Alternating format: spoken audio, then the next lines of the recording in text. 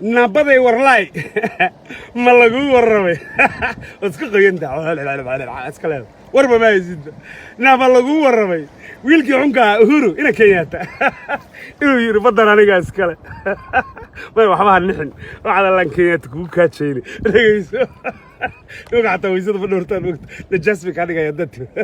واكويري adigu nimankii sheegtay lana yaabi mayno hadda nimanku garba joogan waxay dheheen waxaan anaga inoo daaqaan qaadkayga iyo cunaan xataa lacagta kiiska badda ma aragtay rabbigay wajigii iyaga bixiya oo kula qabsanayna waana inta isku dirnay iyaga dhexdooda iyadoo halkaas marayso bay sheekadaas keenay adigu dhowr xabo nin bay heleeno adigu khayaameena iyo laluusiyana ilaahay baa go'aan hadda habeenkana haatan kuma dambaabayo kowle laakiin ina shakuuriyo ina sharmaarka iyo sheekh shariif waxa la sheegay adigu warqad kollay saxiixe memorandum of understanding oo afkaas ma qaane of understanding waxay isla fahmeen unugu ma og iyo ka og unugu shaqo kuma leeyeen waxaan ku yiri ismaaciil ilaahay adigu warqadii xuntaa la saxiix de markaa walaal markaa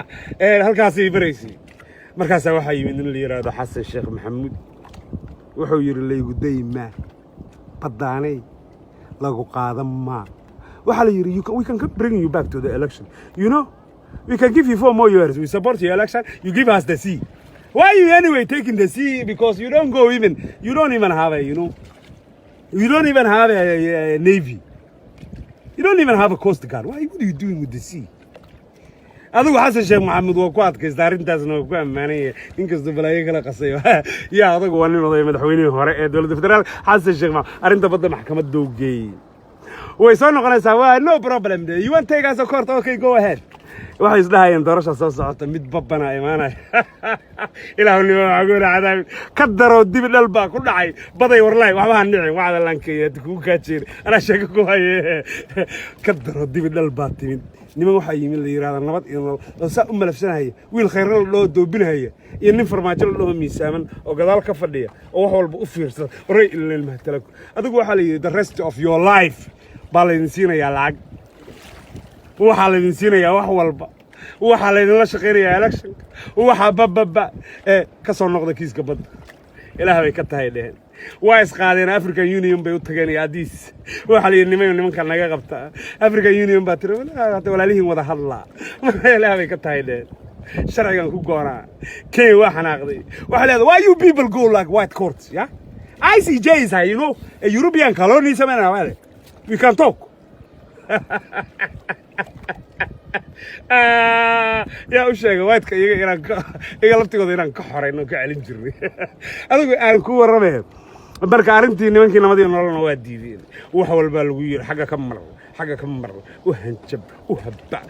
كي أنا اسمعي هاي المقطع اللي ممكن أنت تتكلمي كران رسالتك كلام ما نسيس لاين وحول بس سياسة دقن بين طلع لقب صدي بقى يجي لقى أوهي international eyes وحلا تصي هذا كي إني خلطن تايبا الدوينو هذا وحجة كي إن لالوش we can talk why we go ICJ we can talk about that in our good garden كنا behind the chicken سوكلا فدك سوكن كنا هو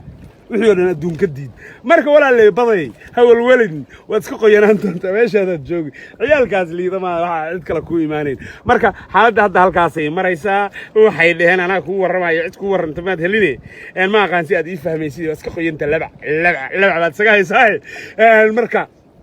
xaaladdu meel fiican bay maraysaa kay waxay rabtaan ku warramay hal sana ha noogu dareero maxay rabaan ma taqaana waxay dhaheen maxkamadda hal sana dib ha noogu dhigo cid ha u sheegin arrintan kay maxay rabtaan ma taqaana nabad iyo nolol markay dhacdo inay madaxweyne cusub ay dhahaan annaga nala wada hadal ilaahu niyo xogay cadaay marka arrintaas oo qosla waxaysan ogeyn nabad iyo nolol 4 sano dambeynay soo noqonayso لا إله إلا الله مركز كسي حنقول أرنتان وحبا سكقينو وحبا أدو عيال كنا كوكي المال ما أنا ولا يشيء إنتان حناقدي إنا يبدي ودن كعدي دربيه الجراعي سينو ميل لقول له يلوي عادي calm down dear calm down you know you're not going anywhere baby we are here our last man our last breath we will defend you yeah